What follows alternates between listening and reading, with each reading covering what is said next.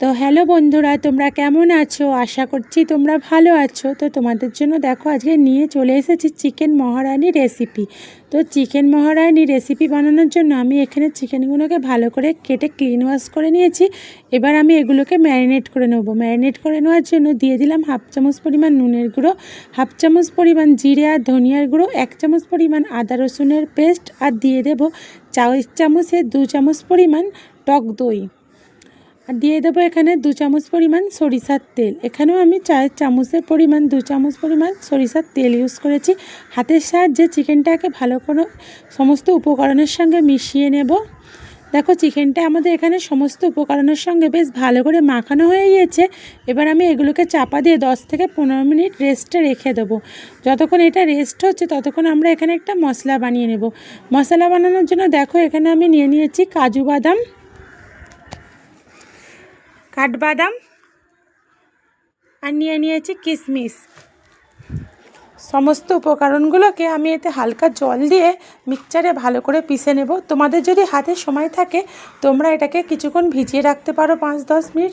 আমার হাতে সময় ছিল না বলে আমি এটাকে এইভাবেই পিষে নিলাম। তো গ্যাসের চুলো অন করে কড়া বসিয়ে দিয়েছি, পরিমাণ মতো তেল দিয়ে দিয়েছি। তেলটা দিয়ে দিলাম গরম মশলা, দালচিনি, এলাচ আর লবঙ্গ। তেলের মধ্যে দিয়ে দিলাম পেঁয়াজ কুচিগুলো দিয়ে আমি ভালো করে হাতার সাহায্যে পেঁয়াজটাকে হালকা লাল করে ভেজে নেব। হ্যাঁ, আর একটা কথা, আমার এখানে ঘরেতে তেজপাতা ছিল না বলে আমি তেজপাতাটা স্কিপ করে দিয়েছি।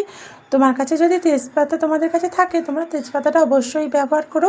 তেজপাতাটা দিলে স্বাদটা আরও দারুণ আসে। তো দেখো এখানে আমাদের পেঁয়াজটা লাল হয়ে গিয়েছে হালকা। আমি এখানে দিয়ে দিলাম 1 চামচ পরিমাণ আদা রসুনের পেস্ট। আদা রসুনের পেস্টটা দিয়েও চামচের সাহায্যে বেশ ভালো করে নাড়াচাড়া করে আদা রসুনটাকে তেলের মধ্যে হালকা ভাজা করে নেব। দিয়ে দেবো হাফ চামচ পরিমাণ নুনের গুঁড়ো, দিয়ে দেবো হাফ চামচ পরিমাণ লঙ্কার গুঁড়ো, দিয়ে দেবো হাফ চামচ পরিমাণ হলুদের গুঁড়ো, হাফ চামচ পরিমাণ জিরের গুঁড়ো, আর হাফ চামচ পরিমাণ ধনিয়ার গুঁড়ো। সমস্ত উপকরণগুলোকে তেলের সাথে গ্যাসের চুলো আস্তে করে হালকা করে লাল লাল করে নেব। দেখো মশলাটা আমাদের এখানে বেশ ভালো করে ভাজা হয়ে গিয়েছে। এবার আমি এই পর্যায়ে দিয়ে দেবো ম্যারিনেট করা চিকেনগুলো এর মধ্যে দিয়ে দিতে হবে। দেখো চিকেনগুলো দিয়ে ভালো করে একটু চিকেনগুলোকে মশলার সাথে কষিয়ে নিতে হবে। গ্যাসের চুলোটা এবার জোরে করে দেবো, দিয়ে চিকেনগুলোকে মশলার সঙ্গে হাতে সময় নিয়ে 5 থেকে 7 মিনিট কষিয়ে নেব।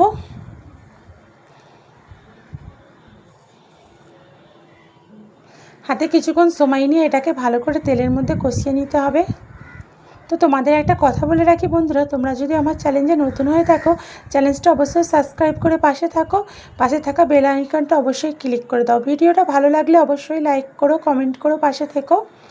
তো দেখো বন্ধুরা এখানে আমাদের চিকেনটা বেশ ভালো করেই ভাজা হয়ে এসছে। আমি এটাকে আরও কিছুক্ষণ একটু হাতে সময় নিয়ে ভেজে নেব।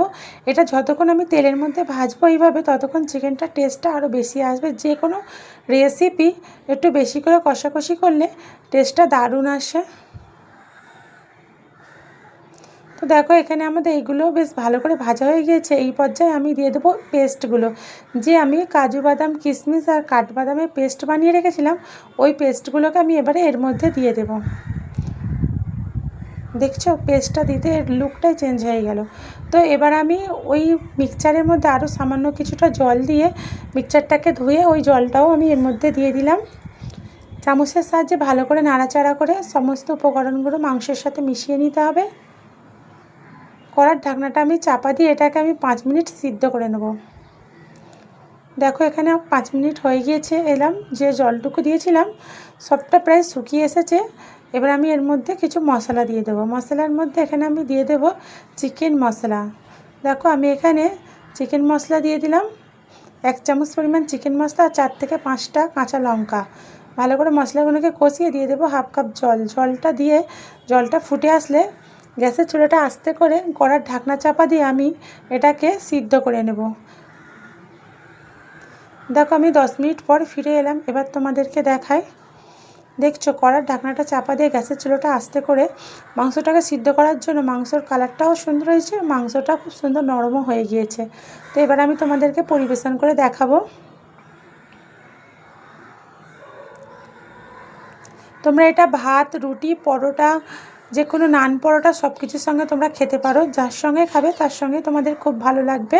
তোমরা অবশ্যই বানিয়েও ট্রাই করো। এই চিকেন মহারানি রেসিপিটা দারুণ খেতে। আজকের ভিডিও এখানেই শেষ করলাম। সবাই